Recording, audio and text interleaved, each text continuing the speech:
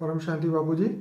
बाबूजी, आज हमें आपको ब्रह्म ज्ञान के बारे में बताएं कि ब्रह्म ज्ञान की वैल्यू क्या है और ब्रह्म ज्ञान की इम्पोर्टेंस पुराने समय से इतनी मानी जाती है कि हर साधु संत महात्मा जो थे हजारों साल तक तप करते थे और ब्रह्म ज्ञान की प्राप्ति के लिए उन्होंने पूरा जीवन लगाया।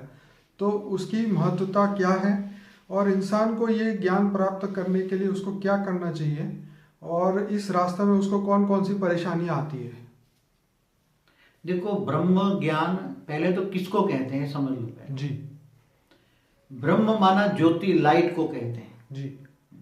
ब्रह्म माना लाइट।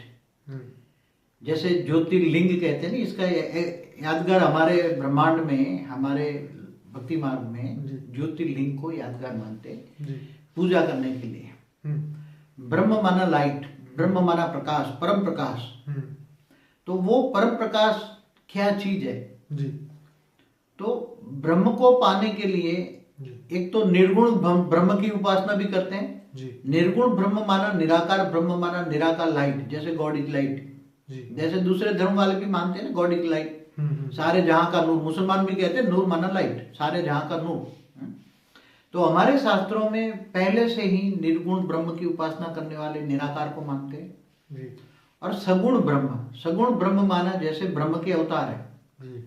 तो ब्रह्म के अवतार क्या है? जैसे इन्होंने ज्योतिर्लिंग को शिवलिंग कह दिया, ज्योतिर्लिंग को फिर शिवलिंग कह दिया, ऐसी तरह इस ब्रह्मांड के ब्रह्म को इन्होंने शिव कह दिया। शिव माना ब्रह्म। शिव की निराकारी उपासना करते हैं और शिव की सगुण ब्रह्म की उपासना करते हैं, साकारी अवतारों की पूजा करते हैं। जैसे सगुण ब्रह्म माना साकारी अवतार माना मनुष्य अवतार में जब ब्रह्म के अवतार होते हैं, ब्रह्म माना शिव, इन्होंने शिव कह दिया ज्योतिर्लिंग। तो फिर बाद में क्या है, ज्योतिर्लिंग में जहां 12 साक्षात्कार हुआ शंकर की उपासना माना साकार उपासना। तो ज्योतिर्लिंग की जगह शिवलिंग हो गया। शिवलिंग में 12 जगह जो ज्योतिर्लिंग हुआ, जहाँ शंकर के साक्षात्कार हुए, भगवान शंकर ने जहां जहां भी साक्षात्कार कराया, वो 12 ज्योतिर्लिंग की उपासना करते हैं। अब निर्गुण ब्रह्म माना निराकार शिव, जो परमधाम में रहता है, परम प्रकाश स्वरूप है। अलग अलग लोगों ने उसको लाइट भी कहा, नूर भी कहा। तो इनकी उपासना करने में विटंबनाएं क्या आती है? क्योंकि उसका कोई सिंबल तो है ही नहीं कि तुम उसको कैसे याद करें जी। योग माना याद, उससे कनेक्शन कैसे जोड़े, उसको किसी तरह याद करें। इन्होंने इसलिए ज्योतिर्लिंग बनाया। ज्योति माना लाइट का, लिंग माना आकार, ज्योति का आकार। मगर ज्योति माना वो परम ज्योत है, परम लाइट है, तो उसको कैसे लगे? तो कई सूर्य की उपासना समझ के सूर्य जैसी उपासना करते हैं, ऐसे सूर्य की उपासना करने लगे। तो अंत में ब्रह्म की उपासना एक सूर्य की उपासना हो गई। आजकल क्या है, सूर्य की उपासना हो गई, ब्रह्म की उपासना माना सूर्य की उपासना हो गई। मगर ब्रह्म ज्ञान से भी आगे बहुत है। ब्रह्म के कई प्रकार है, जिसको अविनाशी ब्रह्म भी कहते हैं। अब अविनाशी ब्रह्म कौन है? जैसे ब्रह्मांड का शिव है, तो ऐसे महाब्रह्मांड का महाशिव जो है महाब्रह्म है। महाब्रह्मांड का महाशिव को महाब्रह्म कहेंगे। तो महाब्रह्म ने सोचा मैं एक से अनंत हो जाऊं, तो ब्रह्म पैदा हो गए। तो ऐसी तरह परम महाशिव जो यूनिवर्स का मालिक है, परम महाब्रह्म भी है। फिर भी ये सभी विनाशी ब्रह्म है। क्या है? अविनाशी ब्रह्म नहीं है, क्योंकि शिव, ये ब्रह्मांड का विनाश होता है। महाशिव महाकाल बन के अनंत कोटि ब्रह्मांडों को विनाश कर देता है। तब ये ब्रह्मांड का शिव भी जीव बन जाता है। ऐसी तरह जब यूनिवर्स परम महाब्रह्म भी, जब महाब्रह्म को भी वो विनाश कर देता है, इसलिए अविनाशी ब्रह्म की उपासना करते हैं। अविनाशी ब्रह्म क्या है? जैसे अभी साइंस वाले प्रूफ दे रहे हैं कि जैसे ब्रह्मांड, महाब्रह्मांड माना गैलेक्सी माना महाशिव, परम महाब्रह्मांड माना यूनिवर्स, ऐसे ग्रेट यूनिवर्स, मल्टीपल यूनिवर्स। तो अविनाशी ब्रह्म, इनको ऑलमाइटी अथॉरिटी कहेंगे, जो निराकार है, जिनका रूप रंग आकार निराकार है। उनका कोई सगुण ब्रह्म नहीं है, वो कभी भी सगुण में नहीं आता। इस शिव के तो अवतार होते हैं, मगर वो जो ब्रह्म है, वो ऑलमाइटी अथॉरिटी जिसको कहेंगे, बेहद का रचयिता, बेहद का मालिक, बेहद का बाप, वो कभी भी साकार में नहीं आता। मगर कब आएगा? क्योंकि वो तो बहुत बड़े विश्व का मालिक है। अविनाशी ब्रह्म उसी को ही कहेंगे। तो मनुष्य उसकी प्राप्ति के लिए क्या करे? अब एक सीधा सा लॉजिक है कि जिसको तुम याद करोगे उसी को पाओगे। अब जो निर्गुण ब्रह्म की उपासना करते हैं, निर्गुण ब्रह्म माना शिव समझ के, ज्योतिर्लिंग समझ के सूर्य की उपासना करते हैं, सूर्य के सामने त्राटक विधि करते हैं, कोई शिव की साकार सगुण ब्रह्म की उपासना करते हैं, तो एक जन्म में तो उनकी प्राप्ति होती नहीं ना, कई जन्म जन्मांतर तक, कई युगांतर तक करते रहते तब उसको प्राप्त होता है। परम धाम में तब जाते हैं, शिव की प्राप्ति तब होती है। शिव की प्राप्ति करना माना परम धाम में जाना, माना अमर तत्व की प्राप्ति होना। परम धाम में चला गया तो अमर हो जाएगा, इसलिए शिव को पाना माना अमर। मगर महाशिव, शिव और महाशिव दोनों का, ब्रह्म और महाब्रह्म के बीच का भी डिफरेंस समझे, और महाब्रह्म की उपासना करे तो महाशिव के पास जाएगा, महाब्रह्म के पास जाएगा।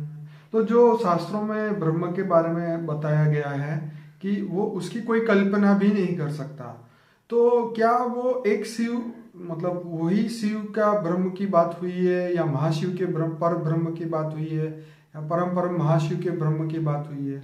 ये बात अभी तक क्लियर नहीं हुई। देखो, शास्त्रों में अनंत कोटि ब्रह्मांड लिख दिया, बराबर। ये शब्दों को अच्छी तरह समझा पड़े कि एक ब्रह्मांड का मालिक शिव है जी, तो जितने ब्रह्मांड है इतने शिव है ना जी। तो शिव भी एक ब्रह्म हुआ ना, निराकार ब्रह्म, निराकार से ही उत्पत्ति हुई ना, बिल्कुल। निराकारी से आकारी बना, आकारी से साकारी बना, सारी जगत की उत्पत्ति तो निराकार से हुई, निराकार ब्रह्म से उत्पन्न हुई।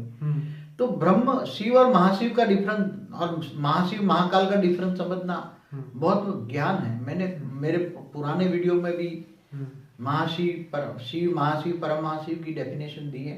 अब मेरे दूसरे भी वीडियो देखे, उसमें आपको बहुत समझ में आएगा। और ये परम महाब्रह्म ब्रह्म की प्राप्ति के अलग अलग मैंने वीडियो बनाए। ये जो आज आपने तो आज ही बताया है कि जो शिव है वो भी ब्रह्म है, और महाशिव है वही पार ब्रह्म है, महाब्रह्म है, महाब्रह्म है। पार ब्रह्म परमेश्वर तो शिव को ही कहते थे ना आजकल। जैसे जैसे आत्माओं की सतो प्रधान से रजो और तमो स्टेज बनी आत्माओं की, जैसे बड़े बड़े ऋषि मुनि थे जी, पहले उनकी दृष्टि दिव्य दृष्टि थी जी, ते पूरे गैलेक्सी तक देखते थे, आकाश गंगा तक देखते थे, इसलिए महाशिव की उपासना करते थे पहले। मगर बेहिसाब खरबों बेहिसाब समय के बाद वही आत्माएं धीरे धीरे सतो से रजो और आज तमो प्रधान बन गए जी। तो उनकी दृष्टि में, दिव्य दृष्टि में कमजोरी आ गई, इसलिए उन्होंने फिर महाशिव से शिव कह दिया, माना आकाश गंगा का मालिक। शिव से सीधे शंकर पे आ गए, और शिव से फिर शंकर पे आ गए, सगुण ब्रह्म की अवतारों की उपासना करने लगे। और अवतारों की जैसे फिर देवताओं की पूजा स्टार्ट, फिर देवी देवताओं की पूजा, महादेव कहने लगे ना, महादेव है, देवादिदेव महादेव है, देवताओं में सर्वश्रेष्ठ, देवताओं में सर्वश्रेष्ठ, देवताओं का तीनों लोक का, भूलोक बुभुलोक स्वलोक का मालिक, इनको महादेव कहते हैं। तो इसलिए धीरे धीरे आत्मा की जैसे जैसे डाउनफॉल हुई, आत्मा सत्तो से रजो, रजो से तमो बनती गई, ऐसी तरह आत्मा की स्टेट डाउन हुई, ऐसी तरह ज्ञान भी डाउन हो गया। इसलिए शास्त्रों में भी बहुत शब्द एडिशन ऑल्ट्रेशन होता गया, इसलिए पार ब्रह्म परमेश्वर शिव को ही कह दिया, महाशिव की जगह शिव आ गया। कई जगह तो मैंने एक पढ़ा है, जैसे हमारा गुजराती में जो नरसिंह मेहता हुआ जूनागढ़ में, उन्होंने क्या कहा, श्री हरि को पर ब्रह्म परमेश्वर कह दिया। अखिल ब्रह्मांड माँ एक तू श्री हरे जूझ वे रूपे अनंत भाषे, वेद माँ वेद तू तत्व माँ तत्व तू। फिर अंत में बोल दिया, ब्रह्मांड में ब्रह्म तू लटका करे। लटका करना माना उसका मतलब सर्जन करता है। वैसे तो बाबूजी अगर ब्रह्म की बात अगर गुजराती में उसका मीनिंग निकाले तो एक हुई कल्पना, ब्रह्म माना कल्पना नहीं। ब्रह्म और ब्रह्म शब्द में बहुत बड़ी डिफरेंस है। ब्रह्म फैलाया जा रहा है, ब्रह्म माना माया। माया है, यस। तो माया तो जो सगुण ब्रह्म के जो उपासक है, वो माया में शंकर की उपासना करते हैं, साक्षात्कारों की अवतारों की करते हैं, तो वो निर्गुण ब्रह्म को कुछ नहीं मानते, और जो निर्गुण ब्रह्म को मानने वाले हैं वो सगुण ब्रह्म को नहीं मानते। दोनों में बहुत ही लड़ाई हुई है पहले। द्वापर में पूरी सगुण ब्रह्म, और फिर श्री हरि को भी ब्रह्म मान लिया इन्होंने। तो शिव और श्री हरि बहुत द्वापर युग की लड़ाई हुई है, बहुत जबरदस्त लड़ाई हुई है। जो शिव को मानने वाला जो निर्गुण ब्रह्म को भी मानता है। तो ये सब बहुत शास्त्रों में बहुत लड़ाई है। तो क्या बापूजी ये कलयुग का इंसान जो है वो क्या शिव ब्रह्म तक पहुंच सकता है? क्या वो महाब्रह्म तक पहुंच सकता है? सबसे बड़ा क्वेश्चन। देखो, सबसे बड़ा क्वेश्चन है ज्ञान। तुम्हारे पास जितना ज्ञान होगा इतना तुम सोचोगे ना। आज कोई डॉक्टर इंजीनियर बनना चाहता, कितना पढ़ाई पड़ता है? बहुत, बचपन से। तो ये आधी जिंदगी तो उसको पढ़ाई में जाती है। बिल्कुल। तो ऐसी तरह ज्ञान मार्ग है। ज्ञान की गहराई में जितना तुम जाओगे, तुम सोचो पहले कि सितारे क्या है, किसी को पता ही नहीं था कि सितारे क्या है। अब जब साइंस वालों ने बताया कि सितारे बड़े बड़े सूर्य हैं, तो जब सूर्य है तो ये सूर्य कैसे बने, सितारे कैसे बने, चांद सितारों से कैसे बने। पहले हम भी जब बचपन में हम कई लोगों पूछते हैं सितारे, ये ब्रह्मांड, चांद सितारे कैसे बने, ग्रह कैसे बने, सूर्य कैसे बना। तो कईयों को पूछते थे तो पहले नेति नेति करके दे देते हैं, बोले नहीं वो तो बना बनाया है, बन रहा ना कोई, ऐसे जवाब दे देते थे सब। कि किसी को नहीं पता कि ये ब्रह्मांड कैसे बना, सूर्य कैसे बने, सितारे कैसे बने। अब ये साइंस वाले प्रूफ देते हैं कि ये हमारी जो गैलेक्सी आकाश गंगा है उसमें अरबों सितारे, अरबों सूर्य है। फिर यूनिवर्स के बारे में बताएं, तो बहुत कुछ मैंने पुरानी वीडियो में बताया है। यूनिवर्स कैसे बना, परम महाब्रह्म क्या है, महाब्रह्म क्या है, ब्रह्म क्या है, इससे भी आगे परम परम महाब्रह्म क्या है, और अविनाशी ब्रह्म क्या है। अविनाशी ब्रह्म ऑलमाइटी अथॉरिटी को कहेंगे, जिनका कभी विनाश नहीं होता।